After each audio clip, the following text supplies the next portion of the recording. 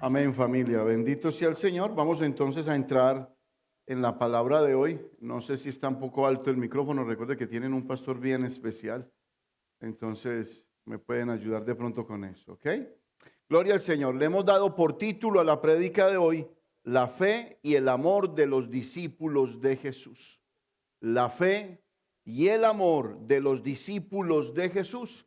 Acompáñame a Primera de Corintios, capítulo 8, versículos del 9 al 13.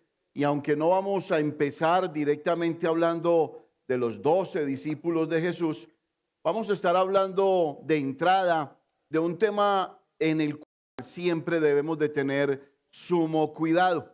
Acompáñeme entonces a Primera de Corintios, capítulo 8, versículos del 9 al 13. Me gustaría ver moviendo esas Biblias, sus páginas, aunque lo coloquen. Y si usted no trae Biblia, hágase al lado de un creyente, por favor. Suena duro eso, ¿no? Pero hay veces hay que decirlo. Traiga su Biblia, póngala, téngala con usted. Si usted no tiene, se la regalamos. No tiene excusa.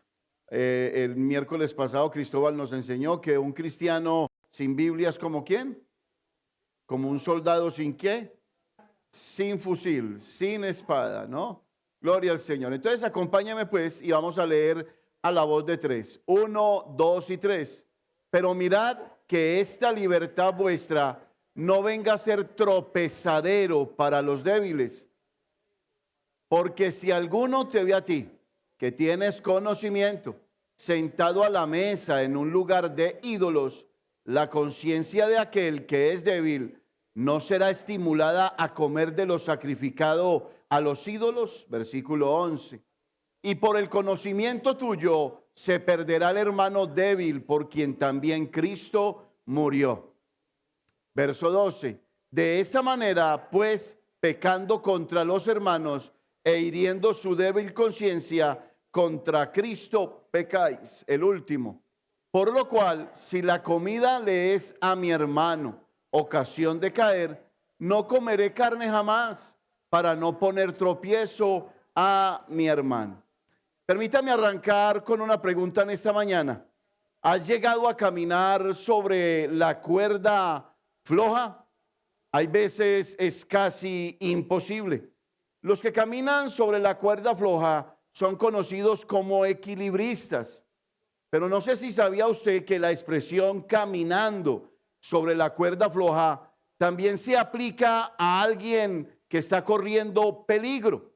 El apóstol Pablo nos permite en esta manera, Primera de Corintios capítulo 8, y entender que en el mundo del cristianismo hay muchos de nosotros que están caminando sobre la cuerda floja, que corren.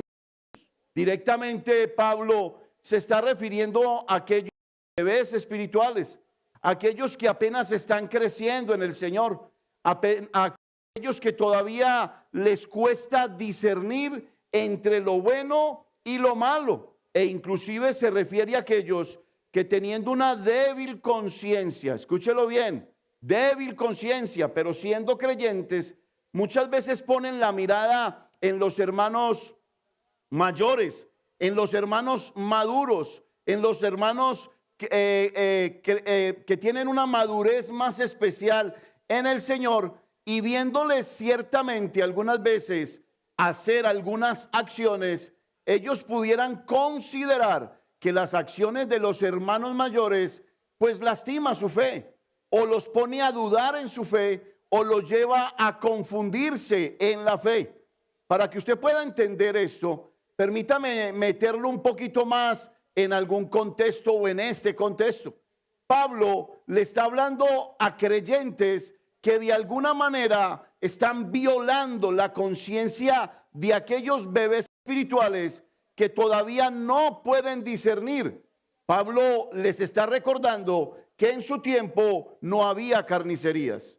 Y como no había carnicerías, las personas llevaban los al templo, allí los sacrificaban, y los sacrificaban haciendo una especie de rito pagano, y luego lo que sobraba con eso comían, y lo que sobraba además lo vendían a los demás, y los hermanos que apenas se habían convertido estaban preocupadísimos porque ellos venían de una cultura de adoración a ídolos paganos y estaban preocupados porque ellos pensaban que tal vez el comer de esos ídolos, el llevarlos a la mesa, el venderlos, los hacía partícipes a ellos de una adoración a esos ídolos, sabiendo de que Dios ya los había rescatado de allí.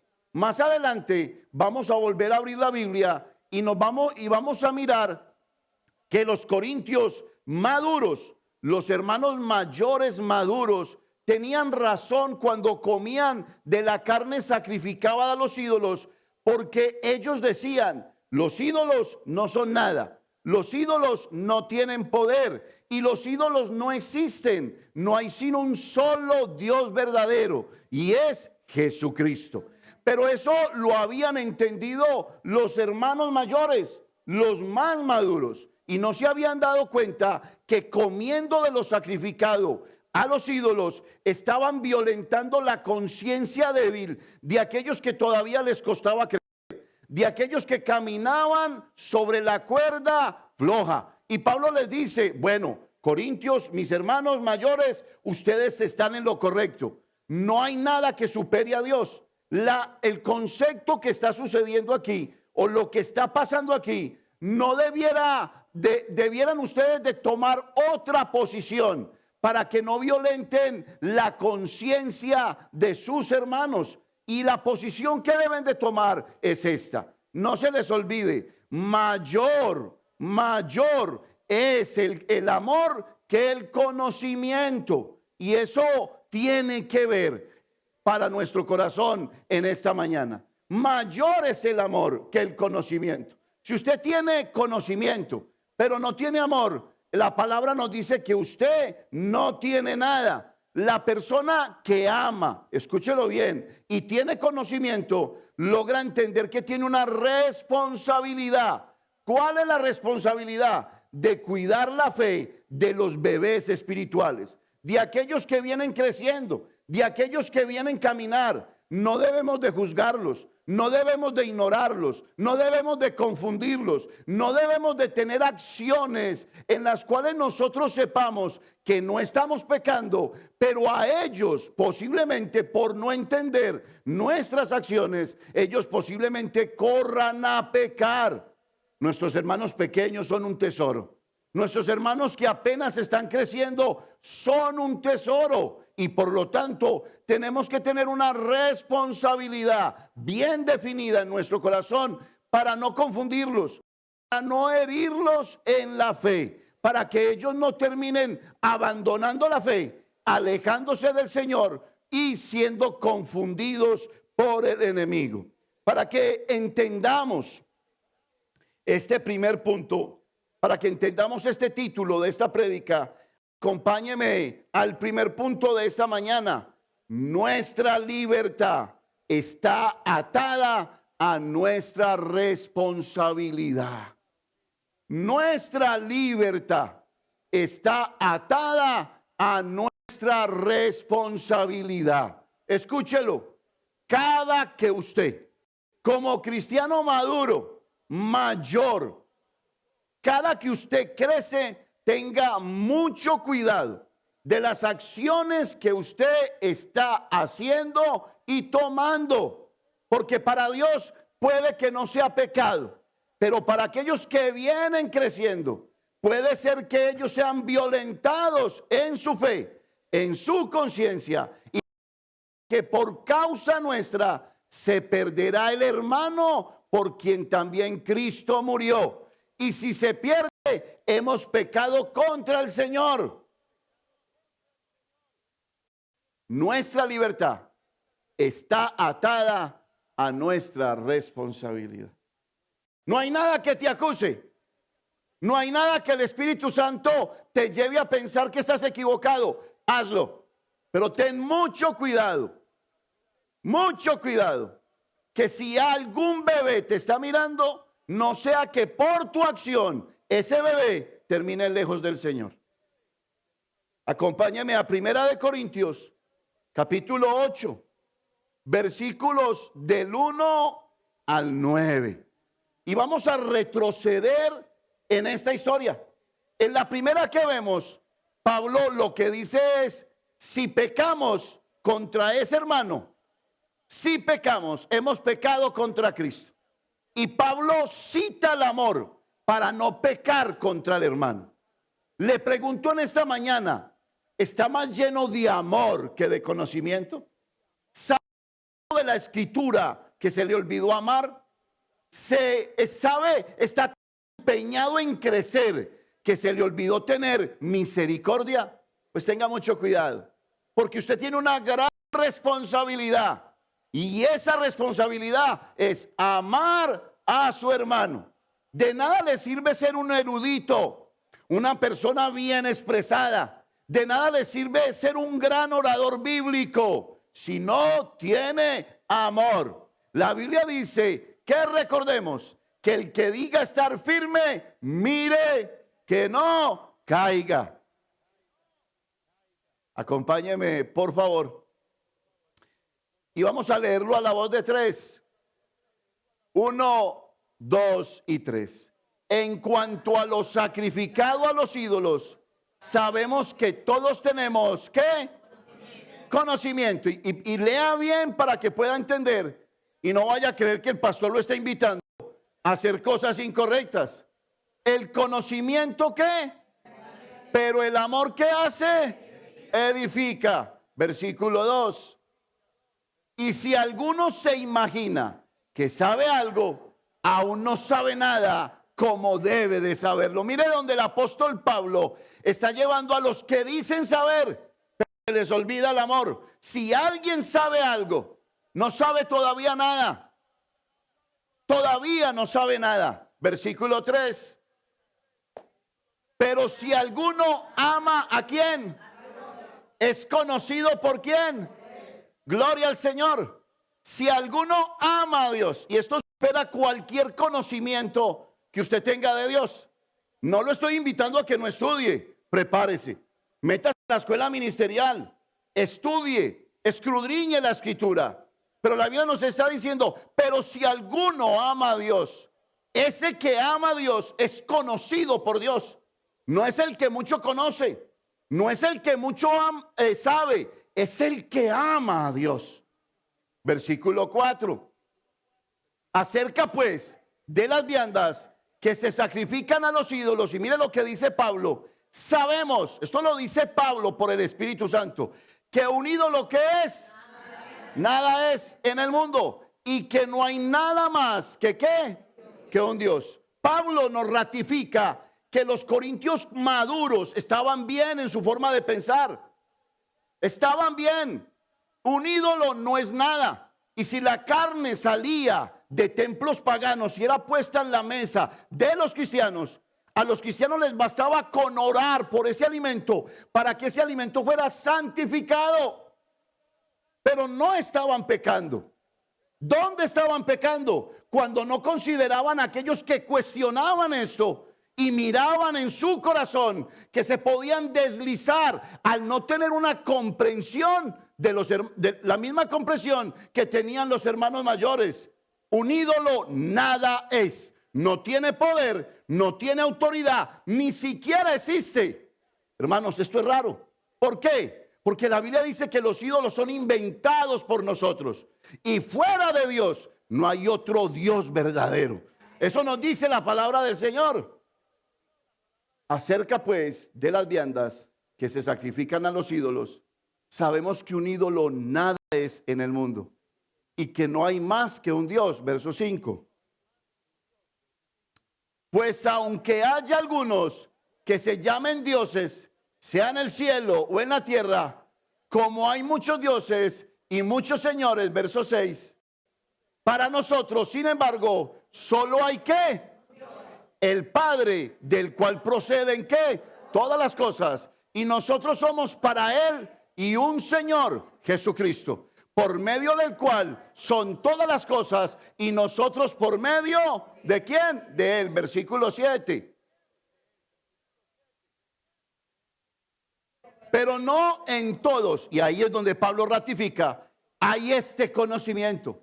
Porque algunos habituados hasta aquí a los ídolos, los hermanos de débil pensamiento, de débil fe, comen como sacrificado a los ídolos y su conciencia, siendo que débil, se contamina a causa de lo que el hermano mayor está haciendo, sin considerar la debilidad de su hermano.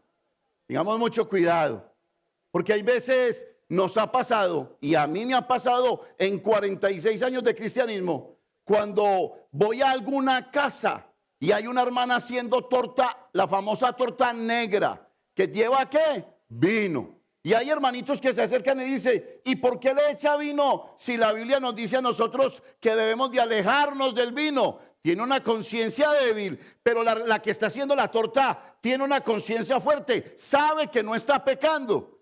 Pero Pablo termina diciendo y dice, por amor a ese hermano, pues no comeré carne jamás, no haré más torta para que la debilidad de mi hermano en él no se convierta en ¿qué? En pecado. No voy a perder mi hermano, no quiero que se aleje de Dios, no quiero que pierda su comunión con Dios, por amor a Dios.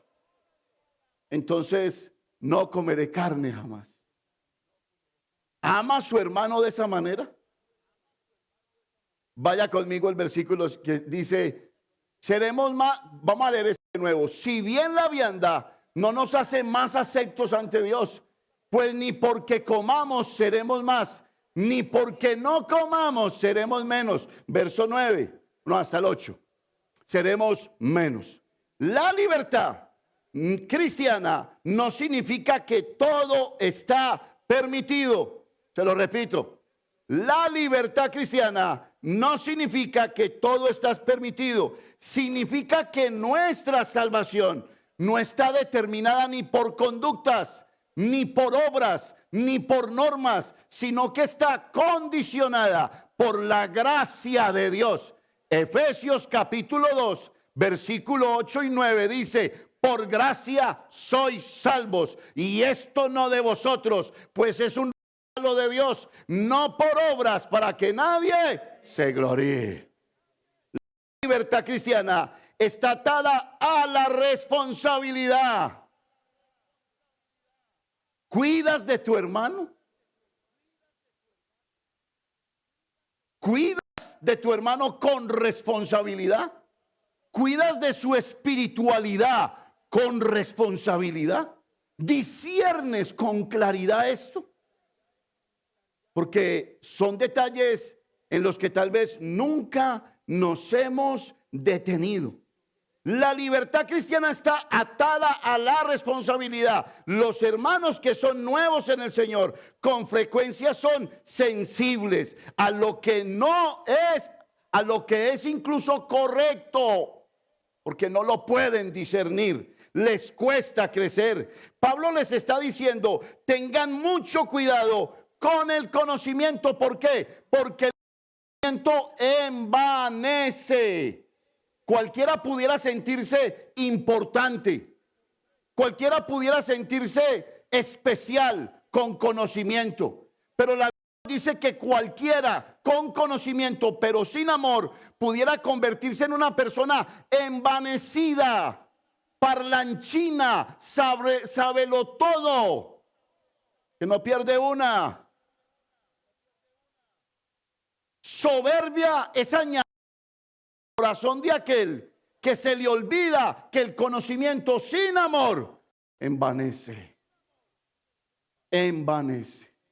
Dios nos está diciendo a nosotros, familia, que si usted quiere amar a Dios, quiere amar a su hermano, tiene que ir a amar a Dios primero. Nadie puede amar a su hermano si primero no se ha encontrado directamente con Dios. Nadie puede edificar la iglesia con el pilar, escúchalo bien, del amor, si primero no ha tomado de la fuente del amor, que es Dios. Nadie. Pablo está diciendo que el conocimiento de Dios, aquel que se necesita para edificar a la iglesia, solamente se puede obtener amándolo a Él.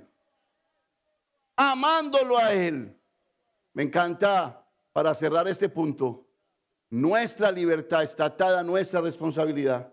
Porque Pablo dice, por amor al hermano, no voy a volver a comer carne jamás, en el versículo 13. Tan bobo Pablo. Pablo hubiera podido esconderse y comerse su chuleta de cerdo. Pablo hubiera podido esconderse y decir, nadie me está viendo, cierro ventanas, cierro puertas y hago mi asadito y nadie me va a ver. Pero Pablo amaba tanto a su hermano que Pablo prefería dejar de comer carne antes de ver a su hermano perdido.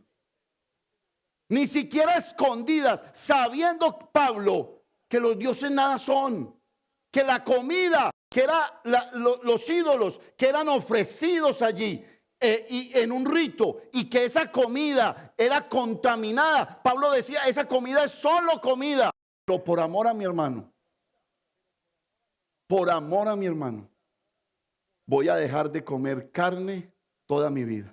Para que mi hermano no tropiece y para que mi hermano no se pierda. ¿Cuánto costó tu salvación? ¿La tienes en cuenta? ¿La has calibrado? ¿Le has dado un precio? Porque la persona que sabe cuánto le debe a Dios, sabe cuánto le debe a su hermano perdonado por el mismo Dios. Por eso el cristianismo es hermoso cuando usted lo obedece.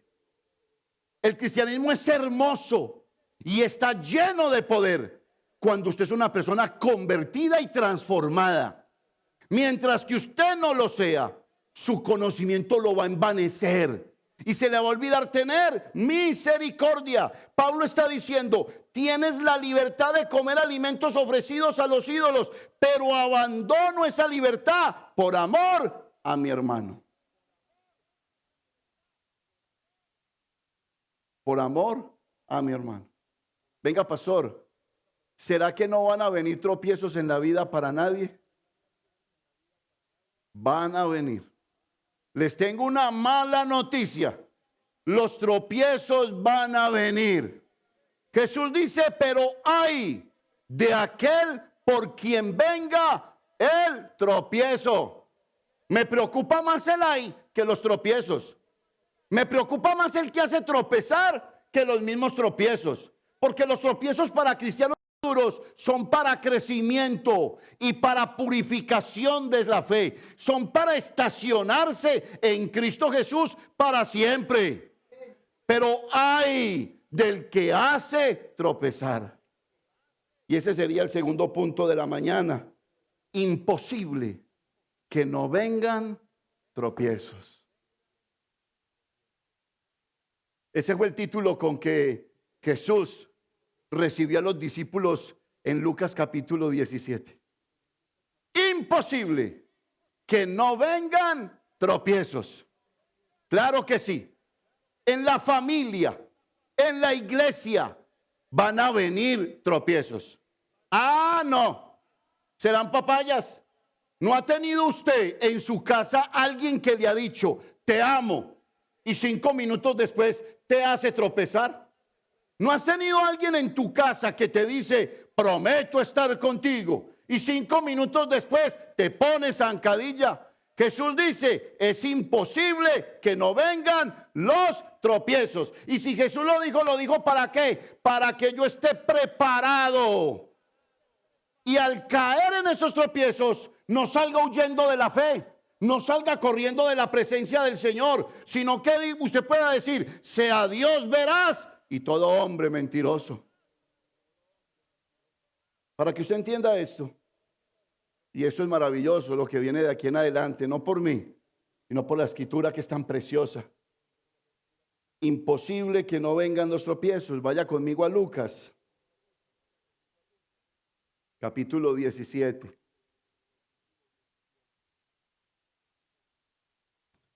Versículos del 1 al 10.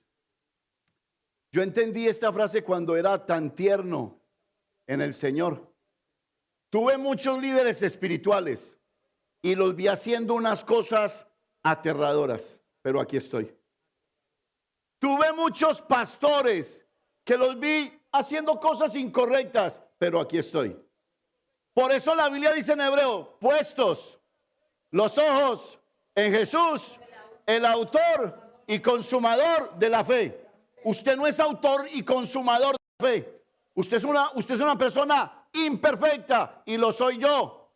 Pero salimos victoriosos cuando cambiamos nuestra mirada en el hombre y la ponemos en aquel que hizo la fe perfecta para todos. Gloria a Dios. Lucas capítulo 17, versículos del 1 al 10 y lea con entendimiento. 1, 2 y 3.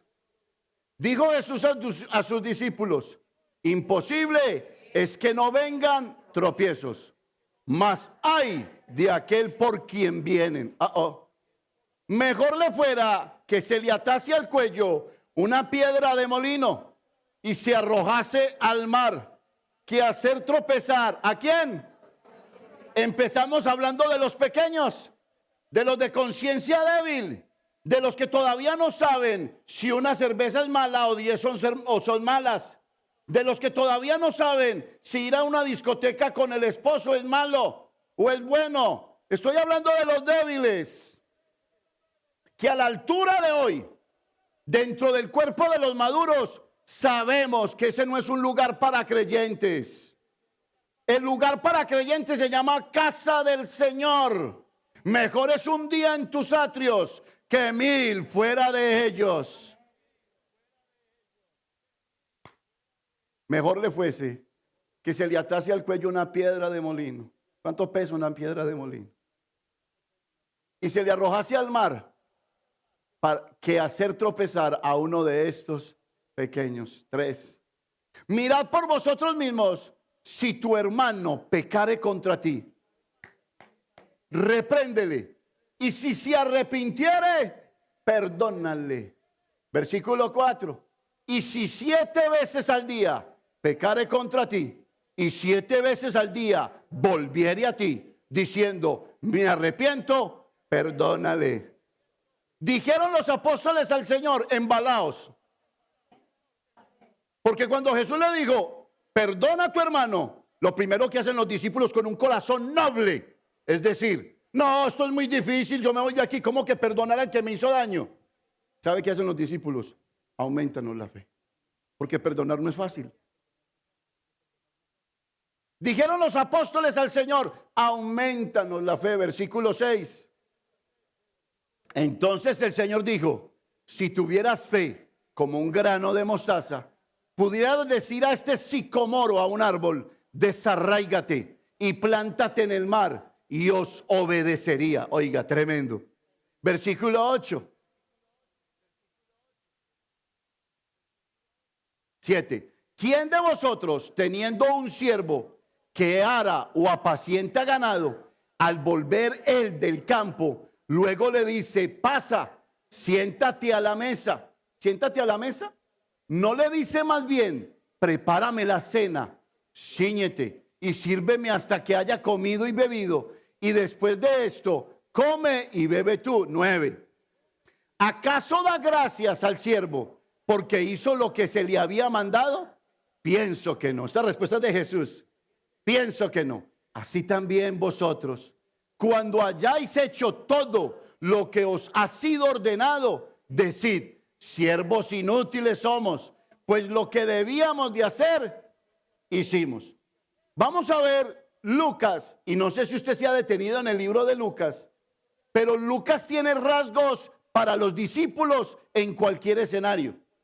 Toma un discípulo y le dice, olvídate de las riquezas de este mundo, inviértelas en un objetivo más grande, en riquezas celestiales. Haz depósitos en el cielo.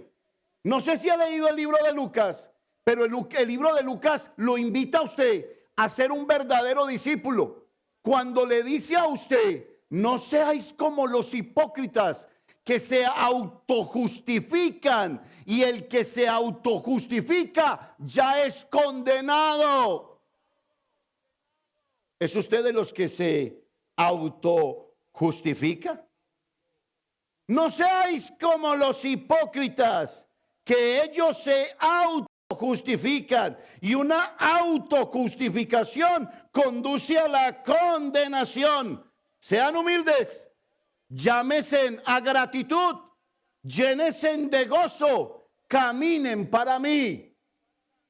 Los discípulos son aquellos que han oído, escúchalo, los discípulos son aquellos que han oído, han creído los mensajes del reino y han prometido caminar en el Señor para siempre.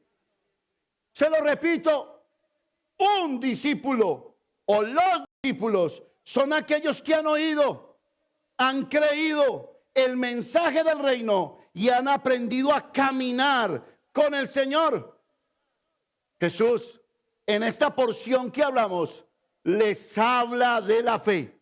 La fe se convierte en ellos, en su columna vertebral. Con esa fe, ellos son movidos a restaurar relaciones. Con esa fe, los discípulos son movidos a ser personas de gratitud y son movidos a tener humildad y obediencia. Jesús les habla de la fe, porque una persona cuando pide fe, recibe fe. Y cuando recibe fe, puede perdonar, puede restaurar relaciones, puede volverse humilde de corazón y puede obedecer a Dios por encima de todos los requisitos de este mundo. Jesús menciona la fe porque dentro de la familia de la fe van a haber personas que nos van a hacer tropezar. Hello. Porque dentro de la familia de la fe van a haber hermanitos, queriditos, a los que usted les presta un martillo y le devuelven un serrucho. A los que usted les presta 5,000 y no vuelven a la iglesia. A los que pasan por un lado y no saludan. Jesús les dice y les habla de la fe porque Jesús sabe que dentro de la maravillosa familia de la fe van a venir tropiezos. Tropiezos porque todavía somos pecadores, porque estamos en un mundo caído, porque la iglesia es como un hospital. Somos imperfectos. No se excuse detrás de lo que estoy diciendo yo para hacer caer a su hermano. ¡Ay del que haga caer a uno de estos!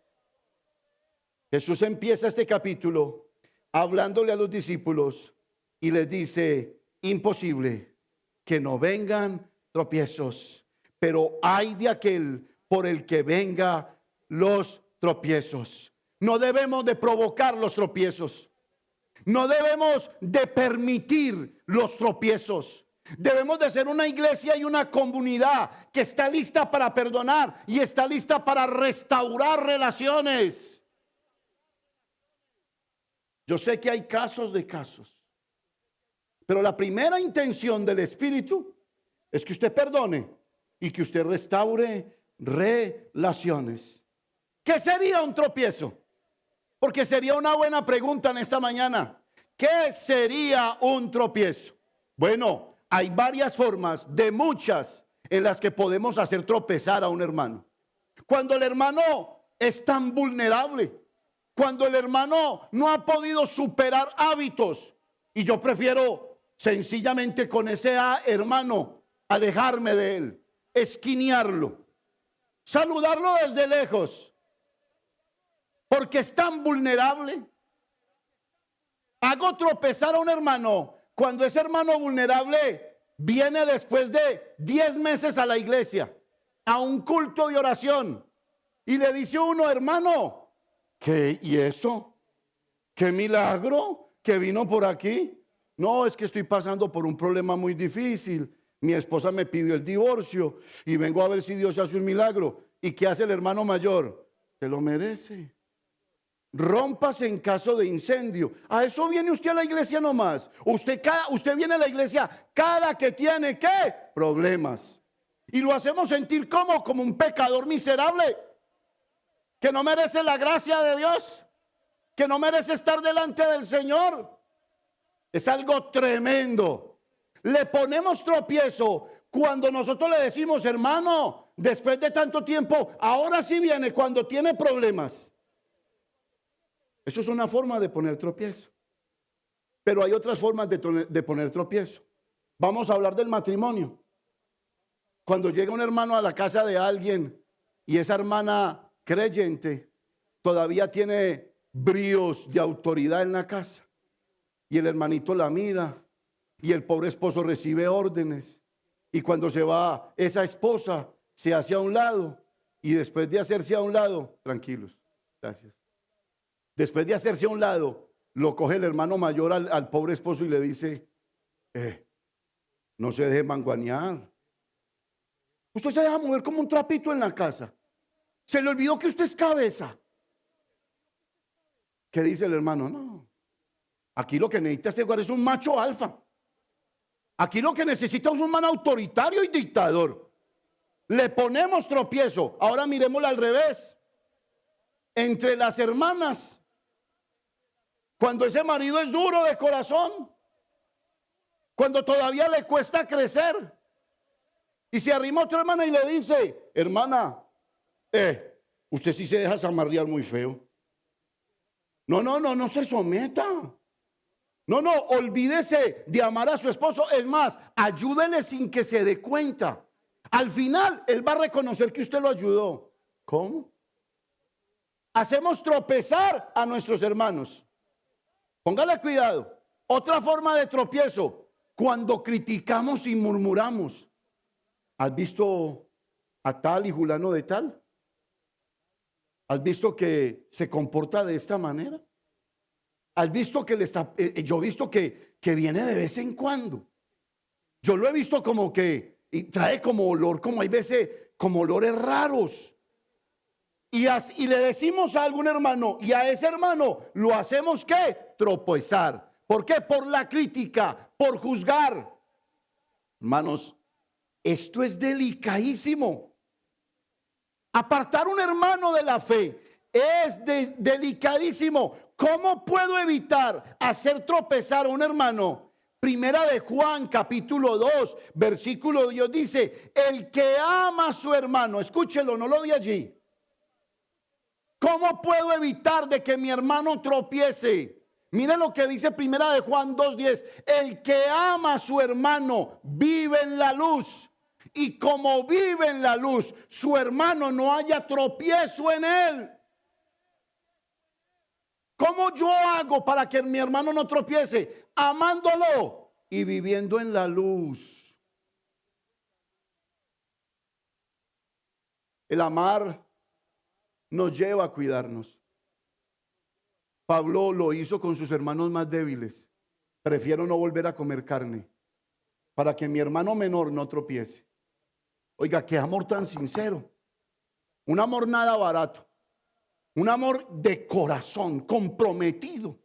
El amor nos lleva a cuidarnos. Cuando otros pecan contra nosotros, necesitamos estar abiertos a la restauración. Y póngame cuidado aquí. Versículo 3 y versículo 4 de Lucas.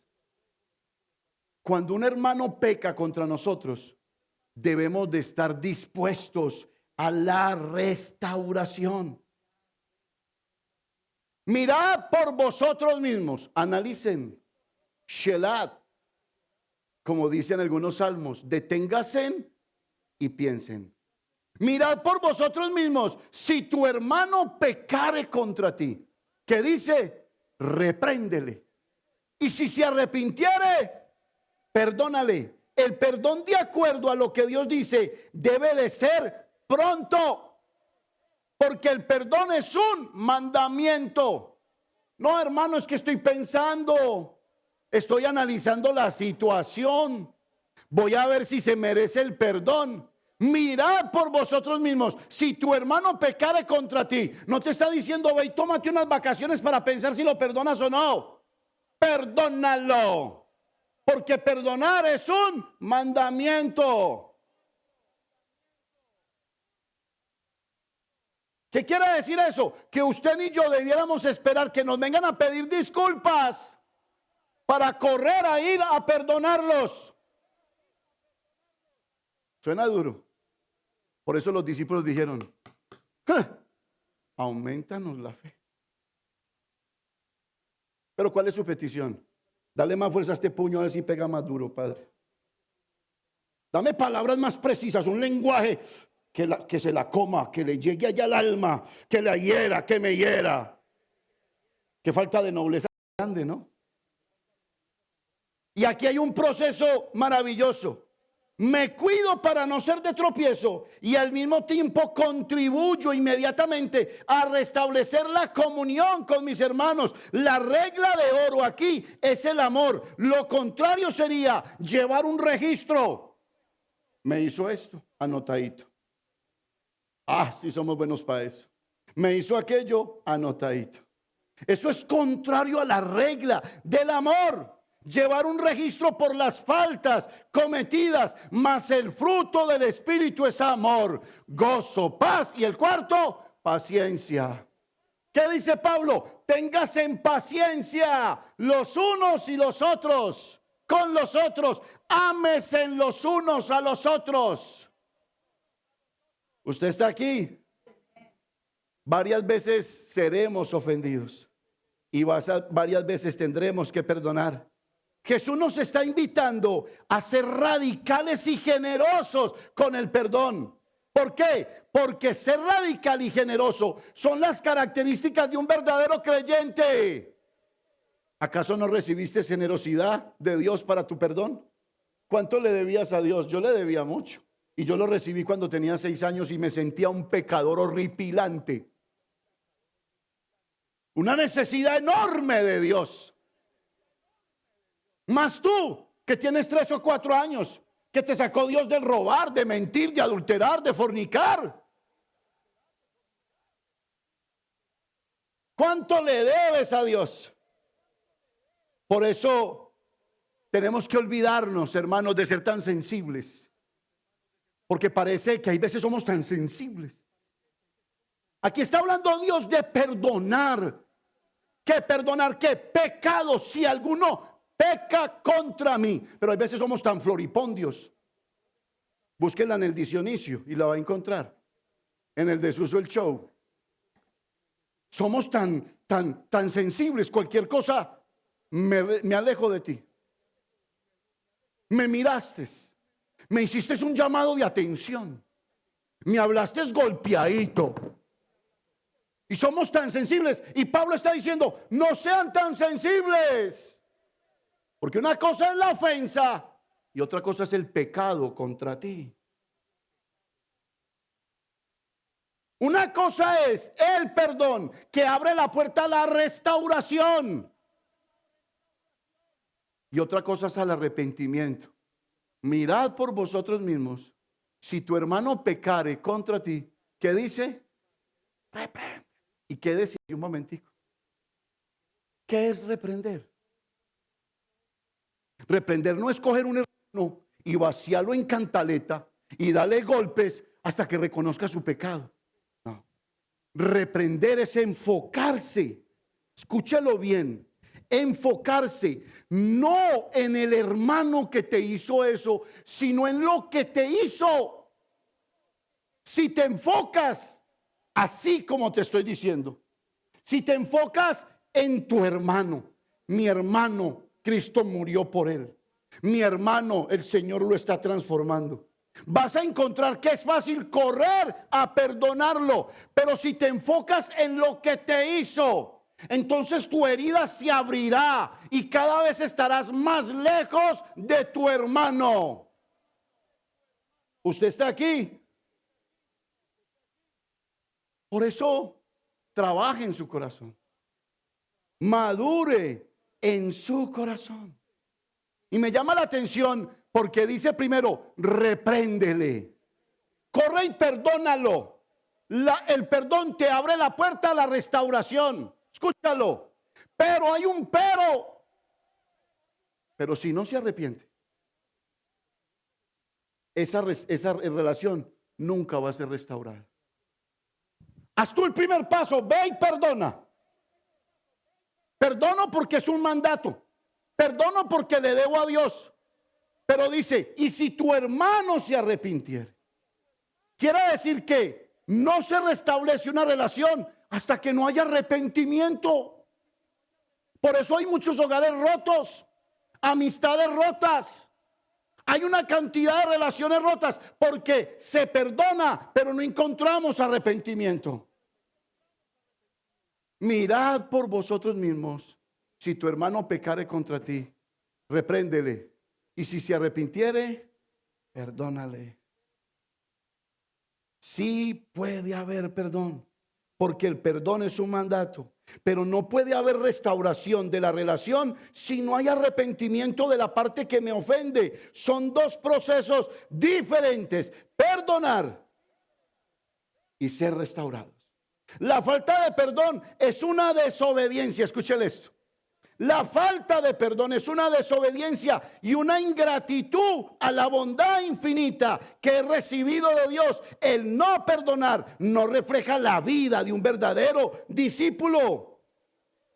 Es que el que es verdaderamente transformado por el poder de Dios recibe el poder de Dios para perdonar. ¿Usted está aquí? Pastor, o sea que esto es muy duro. Pastor, es que alguien tiene que pagar por la ofensa. Sí. Ya alguien pagó por la ofensa. Se llama Jesucristo. Él ya pagó por los daños que te hicieron. A veces hay perdón. A veces hay veces que el perdón en el perdón no se encuentra restauración por la falta de arrepentimiento. El perdón lo único que hace es abrir la puerta que existe a la posibilidad de la restauración. Cuando no perdono, me estoy convirtiendo en amo y no en discípulo. Amo el odio del cual Dios me liberó. Amo el resentimiento del cual Dios me liberó. Amo, escúchelo bien, amo el resentimiento del cual Dios ya me liberó. Si alguien peca contra ti, puedes confrontarlo, puedes reprenderlo. ¿Qué significa reprenderlo? No significa darle una paliza para que te pida perdón. Recuerda, significa que debes de focalizar no lo que te hizo, sino a la persona, para que puedas perdonar. ¿Cuándo reprendemos? Y esto me encanta. ¿Cuándo reprendemos a una persona? Recuérdalo, cuando han pecado contra ti. ¿Te robó? Pecó contra ti. ¿Levantó una calumnia? Pecó contra ti. ¿Mintió? Pecó contra ti. ¿Adulteró? Pecó contra ti. ¿Cuándo debo de confrontar a mi hermano? Cuando ha pecado contra mí. No cuando me deja de saludar. No cuando tengo el don de sospecha porque veo que coge por un lado y por el otro. No, cuando ha pecado contra mí. No cuando te sientes ofendido por cualquier cosa, como cuando no te saludan o como cuando te incomoda la forma de hablar. Es que ese hermano habla y ay, es que ese dialecto de ese hermano, uy, me cae el pecho. Uy, cuando dice aleluya, gloria a Dios, ay, que se quedara callada. Que se quedara calladito. ¿Cuándo debo de reprender a mi hermano? Cuando peca contra mí. Voy a reprender a mi hermano. Escúchelo. Voy a reprender a mi hermano después de haber orado por él y por mí. Debo de reprender a mi hermano después de que yo haya comprobado que ha pecado contra mí. Y después de estar seguro que lo único que quiero es volver a tener una relación de vida con mi hermano. ¿Usted está aquí? Que no se le olvide eso. Voy y reprendo a mi hermano cuando identifico que realmente ha pecado contra mí.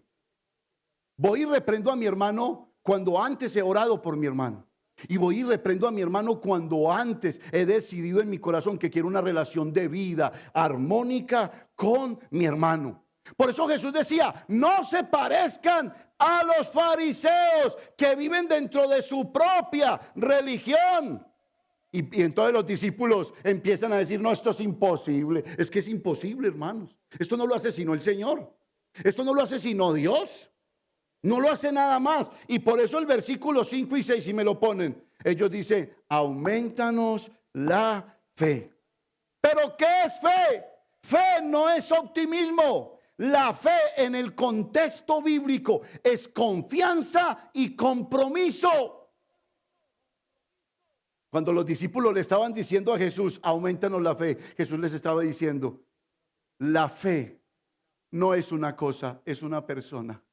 Dejen de mirar al mundo y mírenme a mí. La fe no es algo diferente a lo que soy yo como persona.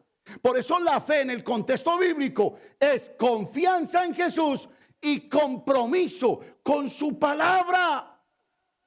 No es el tamaño de la fe.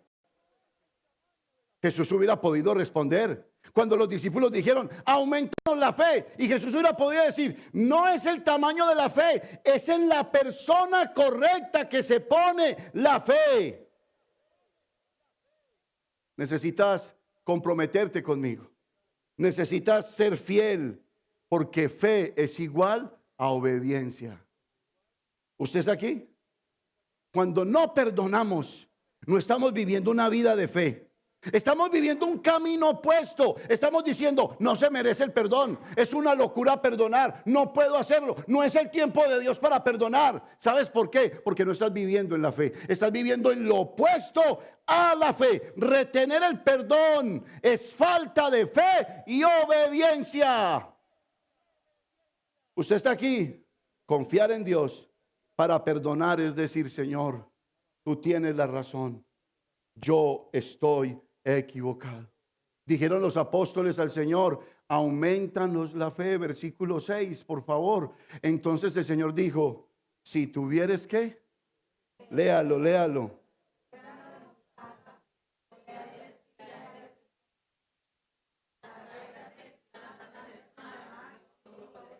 Por eso la fe, escúchelo, no es una posición, sino una disposición del corazón. Jesús dijo, el que es fiel en lo poco, será fiel ¿qué? En lo mucho. ¿Qué estaba diciendo Jesús? El uso que yo le doy al dinero determinará la confianza que yo tengo en Dios. Por eso la fe no es una posición, sino una disposición. En muchos es una posición. No perdono, no crezco, no maduro. Que maduren los demás. Pero la verdadera fe es una disposición. Perdono, dispuesto a perdonar. Crezco, dispuesto a ser un verdadero discípulo. La fe no es una posición, sino una disposición. Fe es obediencia amorosa en respuesta a la gracia inmerecida de Dios por mí. Por eso, si esa obediencia es como la semilla de mostaza,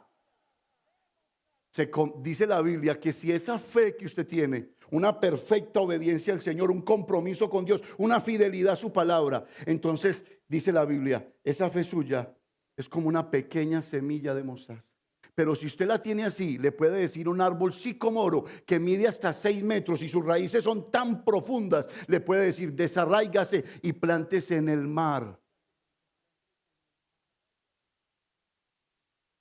Hay veces le decimos a Dios, Dios dame fe. Y Dios dice es que la fe es un compromiso que a obedecerme, un compromiso a que hacerme fiel. Pero si no tienes ese compromiso, no vas a poder aumentar tu fe, no vas a poder perdonar, vas a ser el mismo cristiano mediocre de toda la vida. ¿Usted está aquí? Aguánteme un momentico, esto se puso bueno aquí. Vaya conmigo al verso 7 al 10.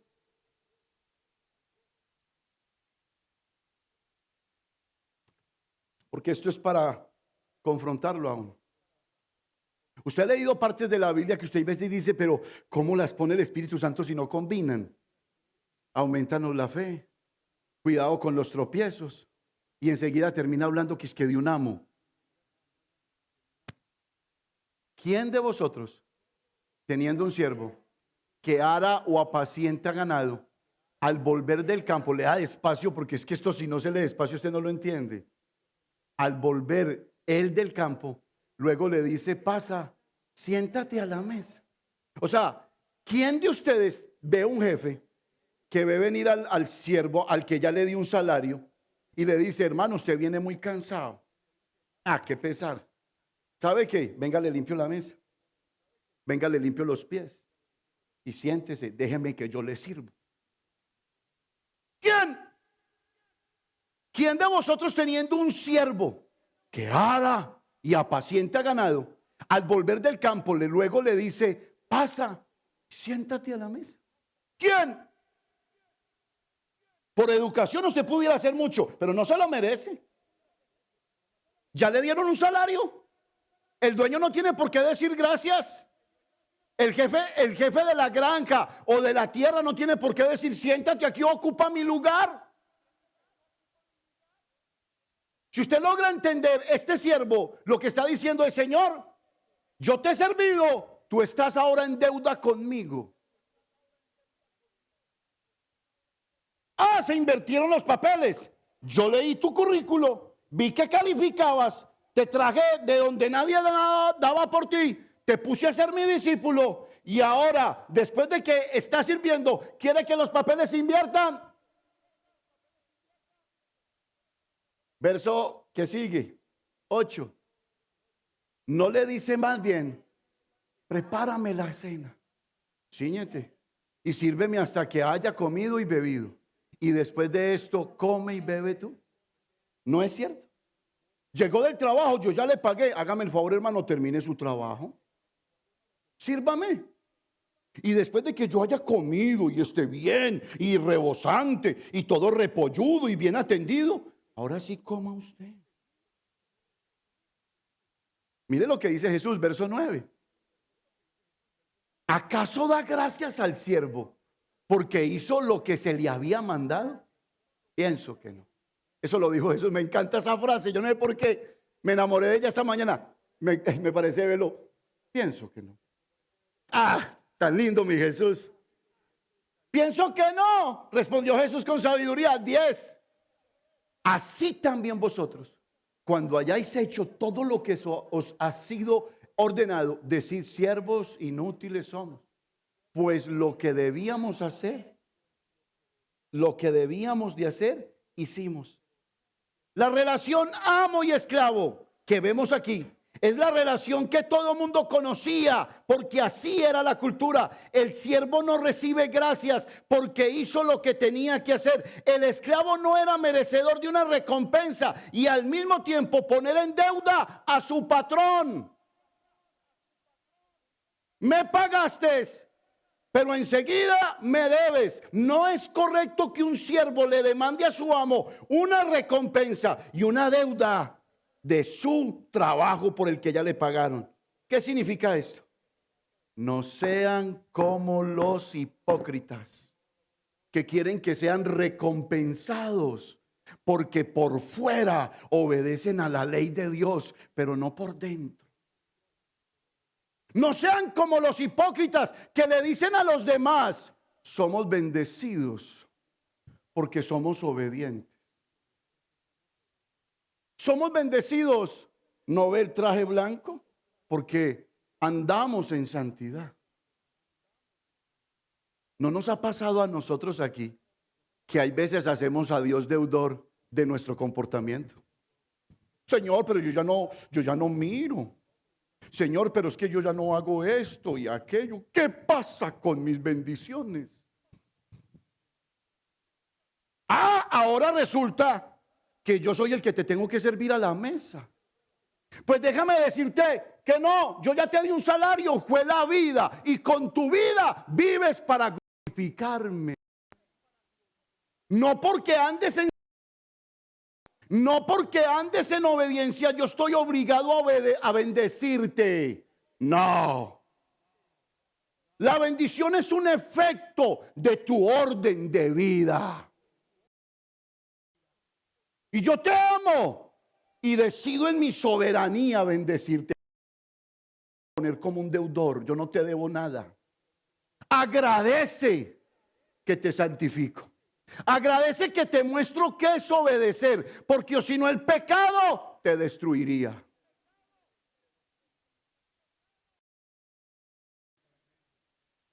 Tremendo.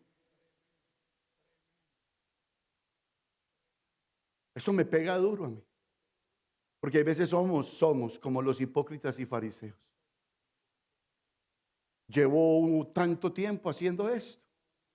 Llevo, Señor, en obediencia. Diezmo, oro, voy a la iglesia, no me pierdo un ayuno. ¡Ey! ¡Ey! Ahora quieres que, siendo tú el siervo, el que me debes de servir con tu vida, el que me debes de honrar, ahora quieres que yo llegue, te lave los pies, te sirva la mesa y te prepare los alimentos. De ninguna manera.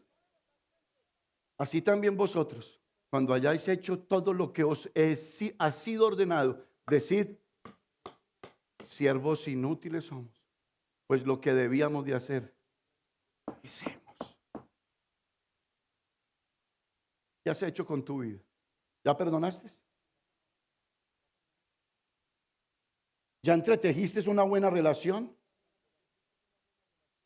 ¿Cómo miras a tu hermano? ¿Qué has hecho con tu vida, con los bebés más pequeños? ¿Los acribillas? ¿Ya has hecho discípulos?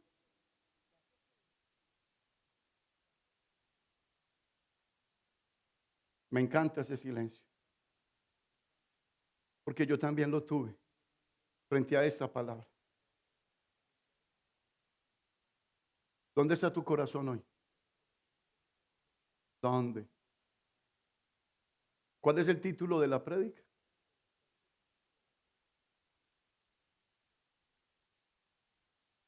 ¿Te acompaña esa fe? En vez de odiar, estás diciendo, Señor, aumenta mi fe. Porque esto es imposible perdonar. Señor, entonces tengo que perdonarlo que cada que viene. Y si 7 veces al día peca contra ti, y él viene y te busca y se arrepiente.